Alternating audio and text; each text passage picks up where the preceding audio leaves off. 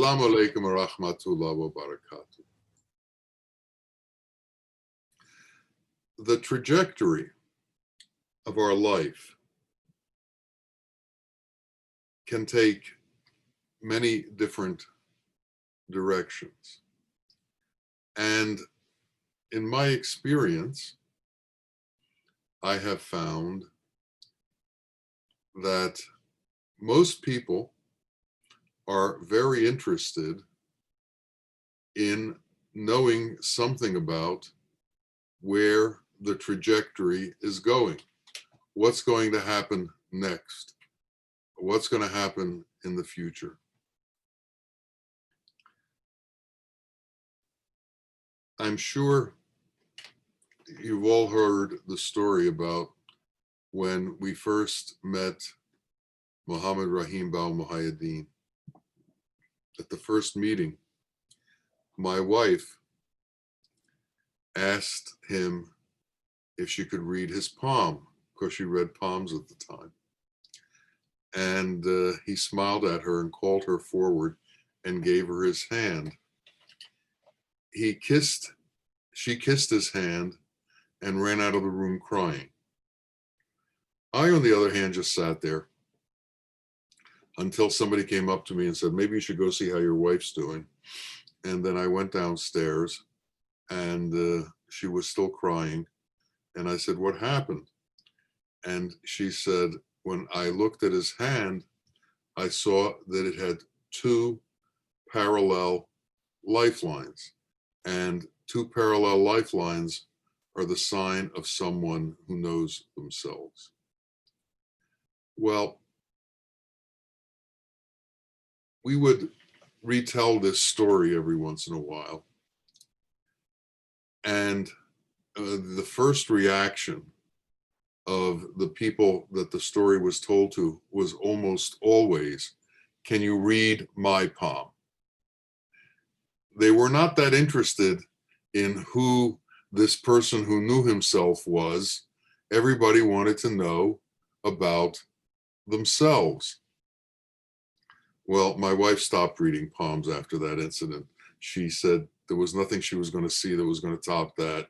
So she was not interested in reading palms anymore, so she didn't. But the point is that most people want to know about their destiny. They want to know about their future. They want to know about what happens next. And I've had some conversations with people recently, and they've asked me to talk a little bit about destiny. And in my own situation, the trajectory of my life was going in a certain direction. And then when I met Bawa Muhaiyaddeen, everything began to change. And to put in perspective what the changes were, they had to do with what was important and what was the priority in existence. He changed our priorities by informing us of what reality was about. If one doesn't know what reality is about, one would assume, without any insight, that the mind and the thoughts and processes of the mind are reality and are who and what we are.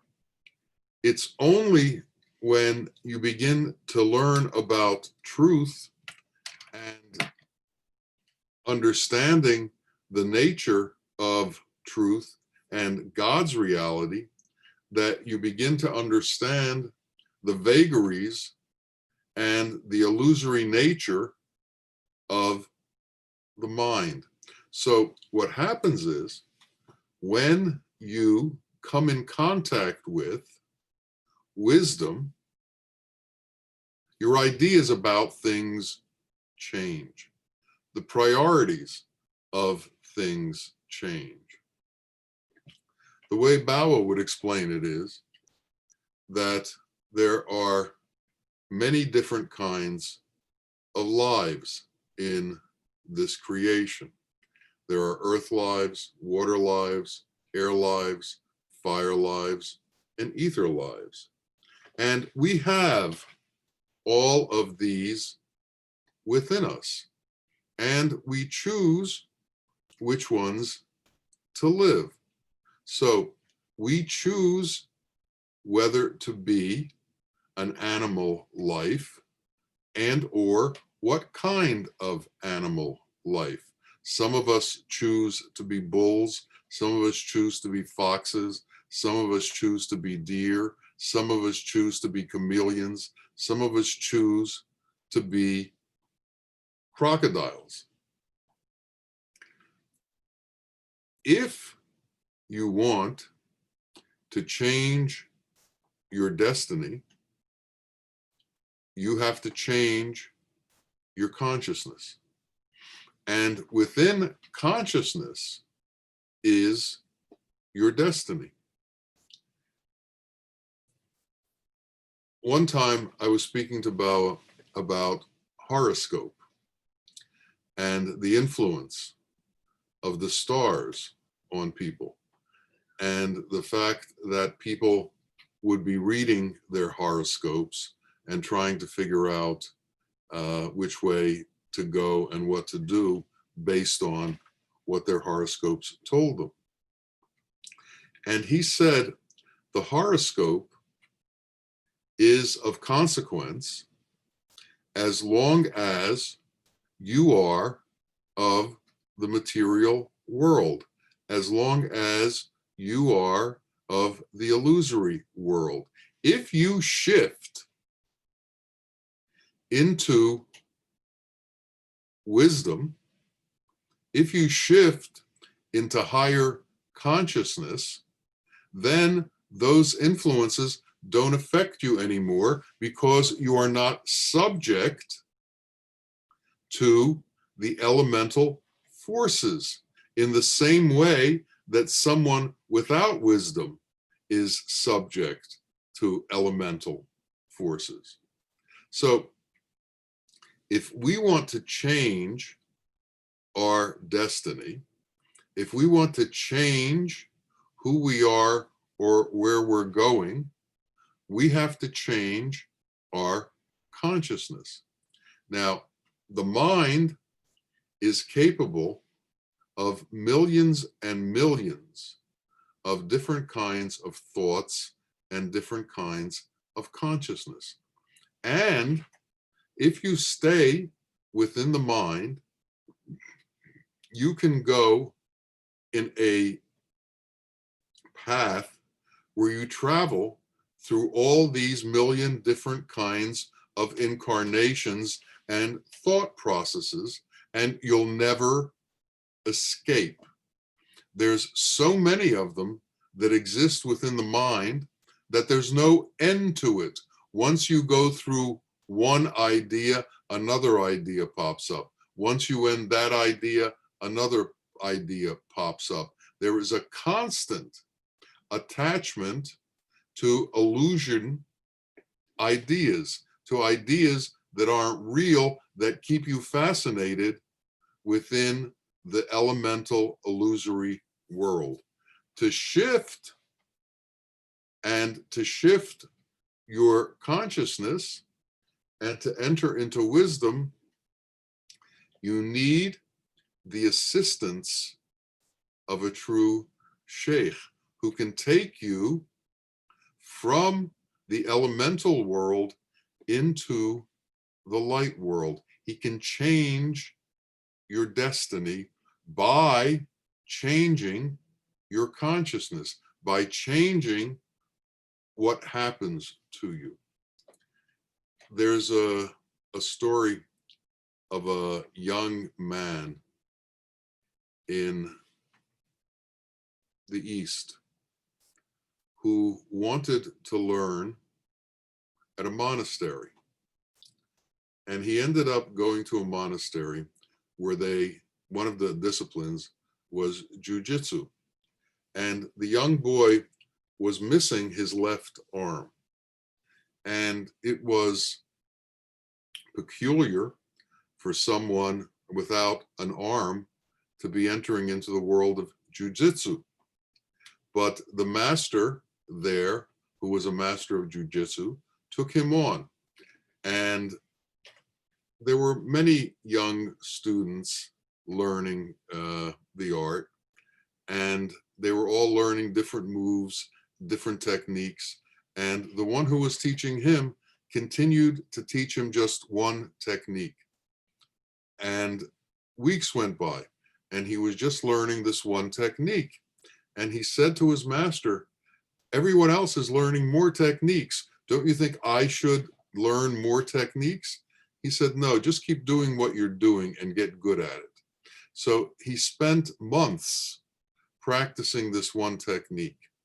Finally, it got to the point where the master said he was trained well enough that he could enter into a tournament. And he took him to a tournament, and he won, surprisingly, his first match. And he won his second match. When it came to his third match, it was much more difficult, but he won his third match. He won his fourth match, and he got into the finals against a much bigger opponent, a much more experienced opponent, and of course an opponent with two arms. And they went at it for a while, and it really looked like the boy without an arm was going to be destroyed, and the referee wanted to stop the match, but his master said, no, keep it going, keep it going. And they continued at it, and then the big man made a mistake, and the boy did something and was able to pin him. He used his one move, his one technique, and won the tournament. On the way home, he was discussing with his master all of the matches and all that had gone on. And he asked his master, why do you think I was able to win? I only knew one move. They all knew so many others, yet I prevailed. And the master said to him, well, there are two reasons. One reason is the technique that I taught you, is one of the most difficult techniques there is to learn in jiu-jitsu. And because you practiced it for so long, you became close to being a master at it. And he said, the second reason that you won is the only way that someone can overcome this technique is to grab the other man's left arm. And so because of the wisdom of his master, and because his master understood how to take his weakness and make it into a strength, he became a champion. But there was the intervention of a master.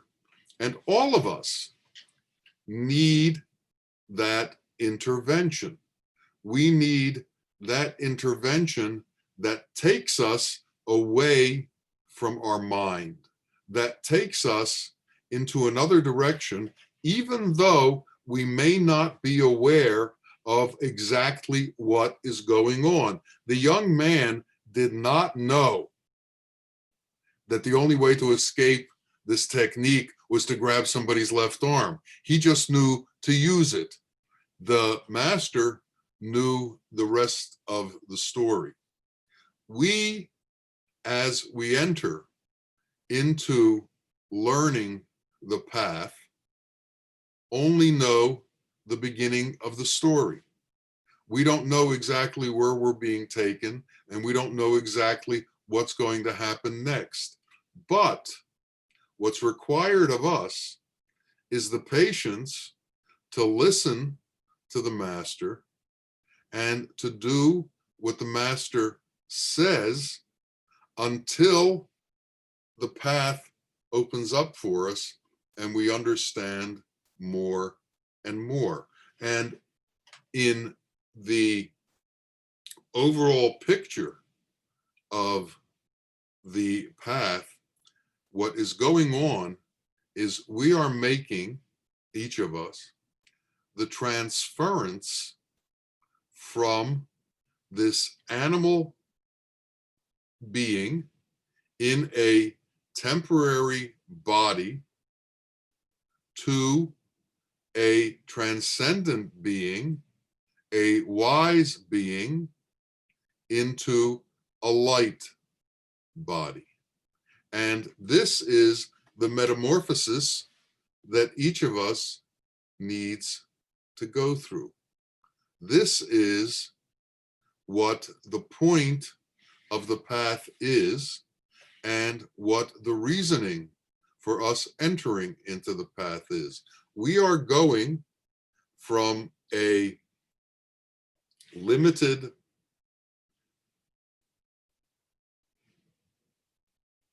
life that has an end to an eternal existence without an end. But to enter into this eternal existence, we have to follow and we have to surrender to the teaching of the master. And this surrender requires an intention to move forward, even though we're not quite sure where we're headed and how we're going to get there. So what comes into play is faith, and the strength of our faith, and the strength of our intention. Inherent within us is this wisdom that is being spurned forward, is being brought forward. And as we create appropriate intention, appropriate wisdom will rise within us to meet that intention. Now, where do we get appropriate intention from? Well, that was why all of the prophets came. They came to teach the world the appropriate intentions for each of our lives. That's why the Ketubs came. They came to help us implement the intentions in our own lives, so that the intentions would be that which Allah intended for us from the time of creation. And then we are told by the Sheikh that we have to surrender to Allah's will. Well, what does surrendering to Allah's will mean? It means surrendering to Allah's intention. It means to moving forward with Allah's intention as opposed to our own intentions.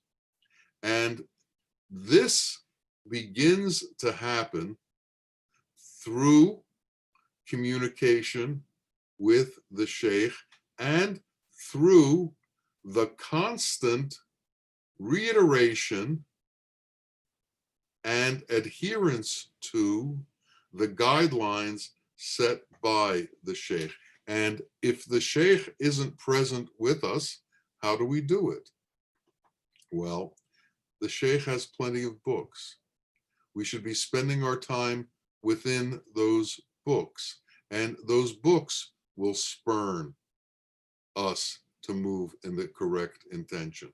Plus, the power of the Ketub, the power of the Sheikh exists even though he is no longer manifest within us, even though he's no longer here physically. He still exists and is able to influence our being. So if we can meditate on him and understand his nature and his will, our intention will go in the appropriate direction. If we can become cognizant of the way he was, if we can become cognizant of the energy that he put out, if we can become cognizant of the qualities that he displayed, and if we can bring those qualities into our being and express them ourselves, then in truth, a change will occur. But it's not enough just to read about them, just to know about these qualities, or just to see these qualities. What's necessary is implementation. And in implementation, the change occurs. In implementation, we become different. In implementation, our destiny changes. The man with one arm practiced his technique diligently and did it over and over and over, even though he didn't understand why he only needed one technique and why that would work for him.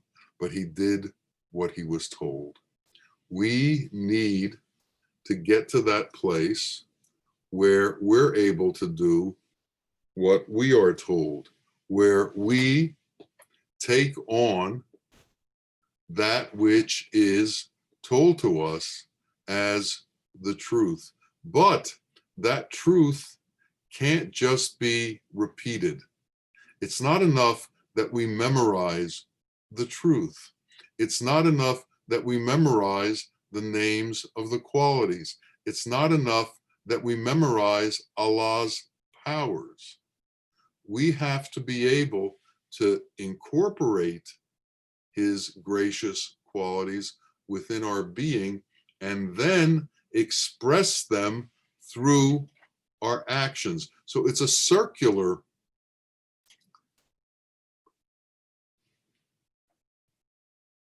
it's a circular path. It doesn't stop at one point where it enters you and then just stops. If it comes into you and doesn't come back out, nothing's happened.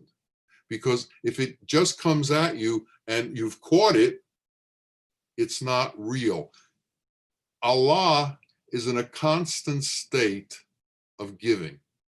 Allah is in a constant state of nourishing and sustaining his creation. There is a constant interaction between Allah and his creation. It doesn't stop even for an instant. If it stopped for an instant, all of this would disappear. So he maintains, sustains, and nourishes this creation.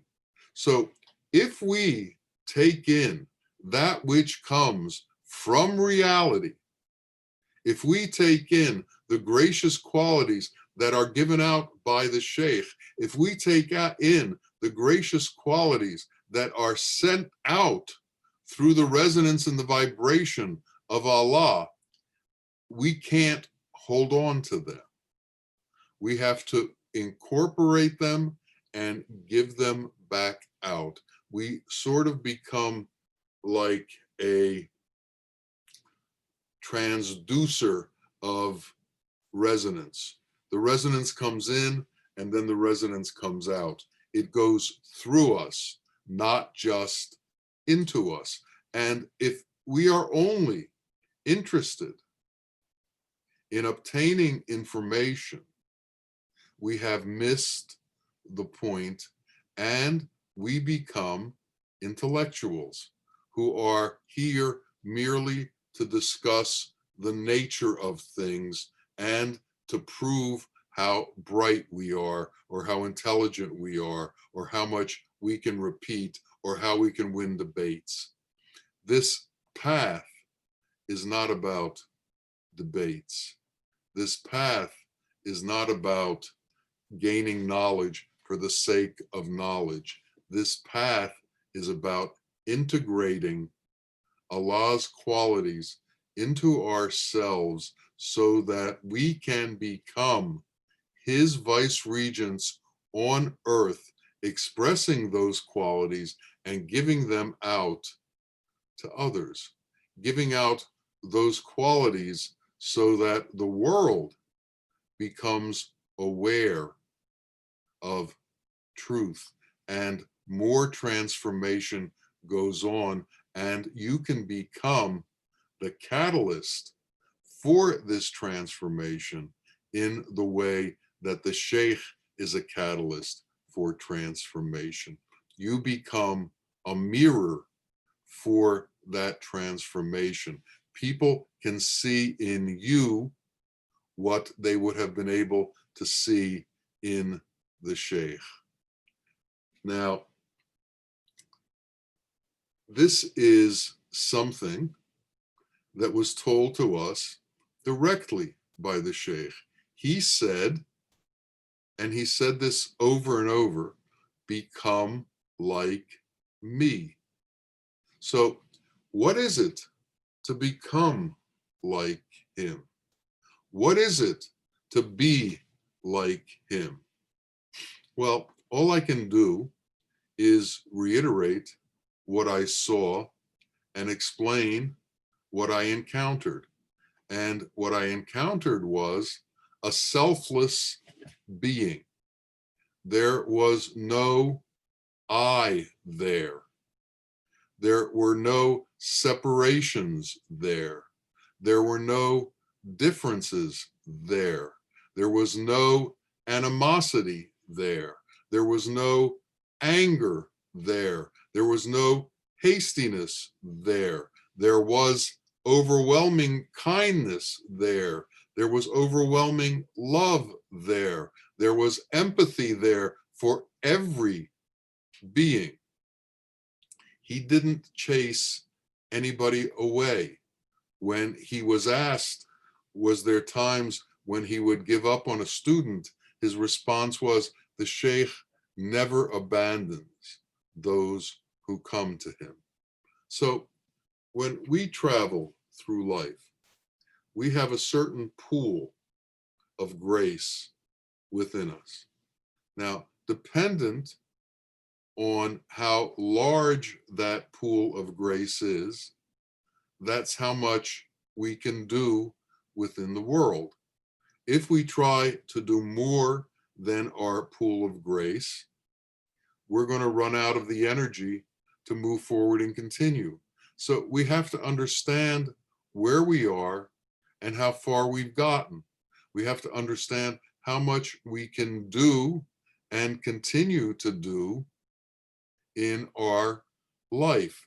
And as we move forward, we'll learn that we can do more and more and more.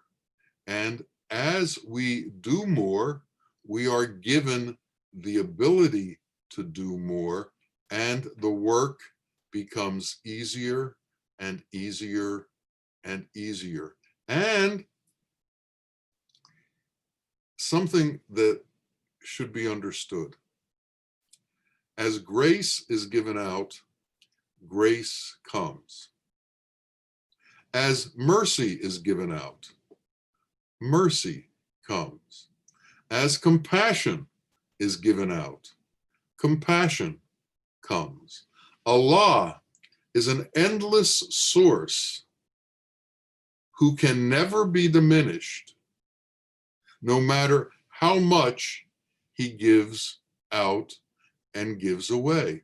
And if we are giving of Allah's grace and Allah's compassion and Allah's mercy and Allah's kindness and Allah's love, we will get back what we're giving out tenfold.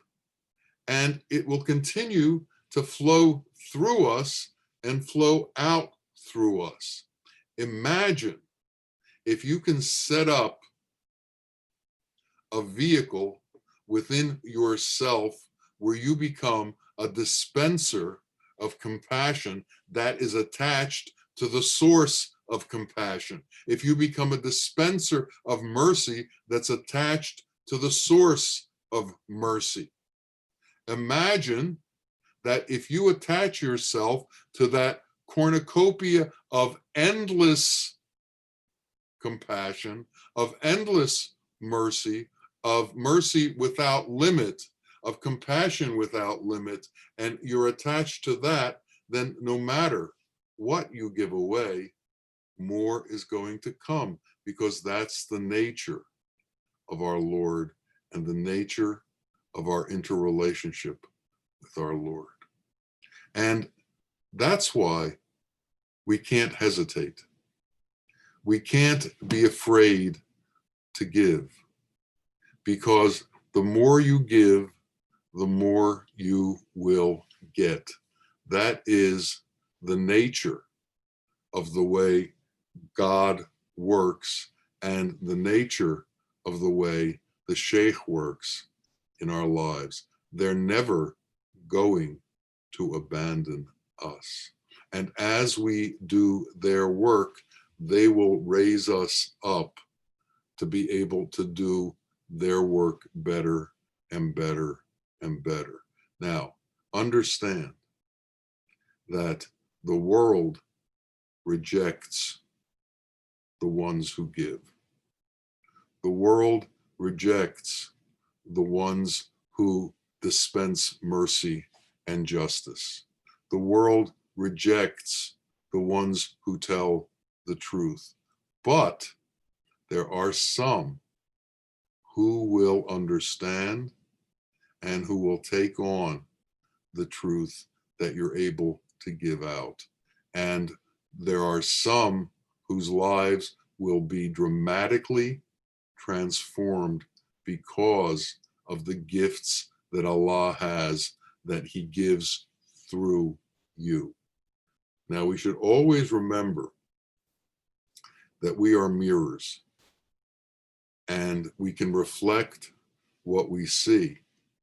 And when we look at the Sheikh, he is a mirror for us to see what we can be. But we also have to be cognizant of what's behind the mirror. And what's behind the mirror is the ongoing support and the ongoing grace and the ongoing mercy and compassion of our Lord. So when the Sheikh comes, we can understand from the manifestation that a man is talking to us, and we can listen to a man. Imagine if God was talking to us directly. We might faint. So we have this intermediary that brings us the message, but then the intermediary falls away and we're left with the message. And we have to have the courage to understand that the message comes from a place where there is no form. And we are going to a place where there is no form. A great change is going to come. And in that change, we're going to leave this world. We're going to leave illusion. We're going to leave everything that we hold sacred until we find out what's truly sacred.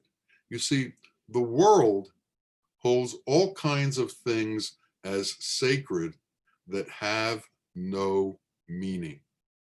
For instance, culture is a great usurper of truth. Culture substitutes the ideas of man in a certain specific place and time for truth. And generations continue to follow that culture. And when truth comes to them, they deny truth based on their culture, saying, as they said to the prophets, we don't need anything new. That which has been given to us by our forefathers is sufficient for us. Well, what if your forefathers didn't have any wisdom? What if your forefathers struggled just to exist? What if your forefathers brought about animosities and culture wars and religious wars and political wars? Do you step into that mode, or are you able to give it up? Each of us has to escape from our upbringing. Each of us has to escape from our culture. Each of us has to escape from our religion. Each of us has to escape from the millions of ideas and thoughts that travel through our mind constantly without ceasing, that look to grab us and hold us in place. Each of us has to break free from being held in place. And culture holds us in place. A man was walking through the jungle and he saw an elephant. And the elephant had a small rope tied around one of its legs, and the rope was tied to a tree. And the elephant stood there as if this was actually holding him in place. And he went to one of the elephant keepers, I think they're called mahouts, and said, how are you able to hold this elephant in place with that small rope? And he said, well, when the elephant was young, we tied this rope to him. And when he was young, he couldn't escape. And now he thinks he still can't escape, even though he can. And this is the position that we are all in. We're all taught by our culture that we have to hold on to certain ideas in certain ways, and we think we can't escape from them, even though sometimes we have doubts about them, even though sometimes we see the falsity within them. We're told, don't question. Just stay within the bounds of what you're allowed to be within. Well, the elephant can break through that rope just by moving its leg if it wanted to.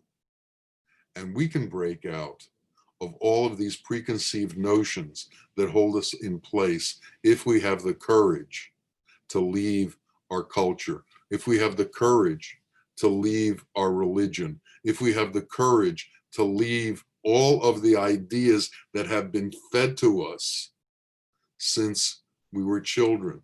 But it takes great courage to make this move, because we believe that all of these ideas are sacred, and what they are in fact are idols, and they're idol worship.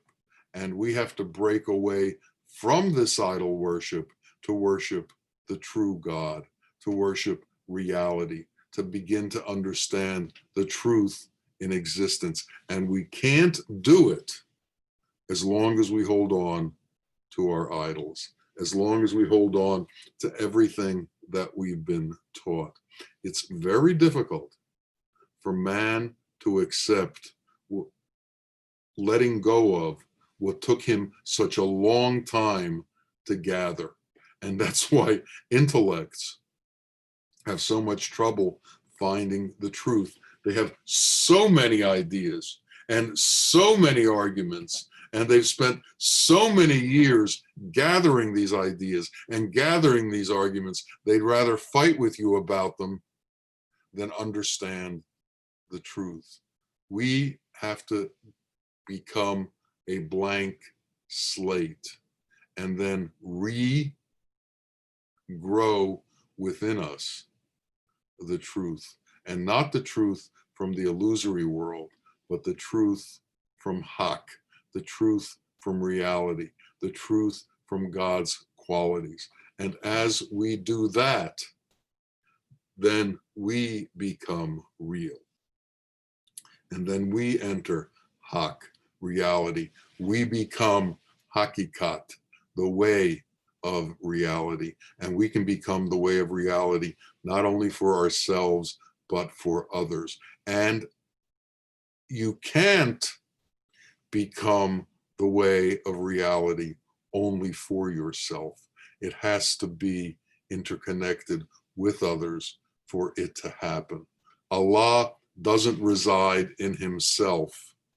He resides in each of our hearts. Allah created all of his creations for an interlocked communication. He created man so that he had a creation that could come to know him and he could know them.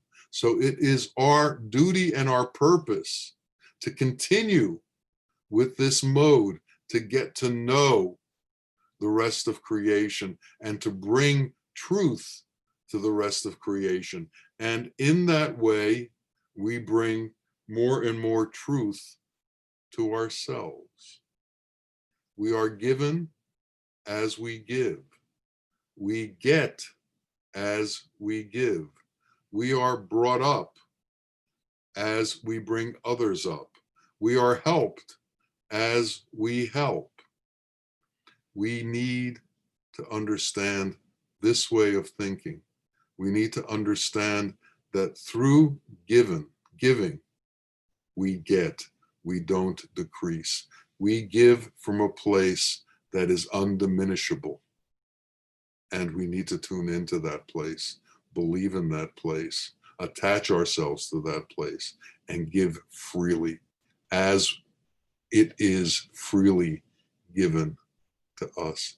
So share the grace that you've been given in understanding the truth. Share it with everyone who's willing to partake in it. Be careful, because the world has trouble accepting the truth. So there has to be discretion in all of this, but there also has to be the intent to help, the intent to aid, the intent to do God's work on this earth. And may Allah help each of us grow and be able to surrender to him and to do his work. Ameen. Ameen. Ya Rabbil Alameen. Assalamu alaikum wa rahmatullahi wa barakatuh.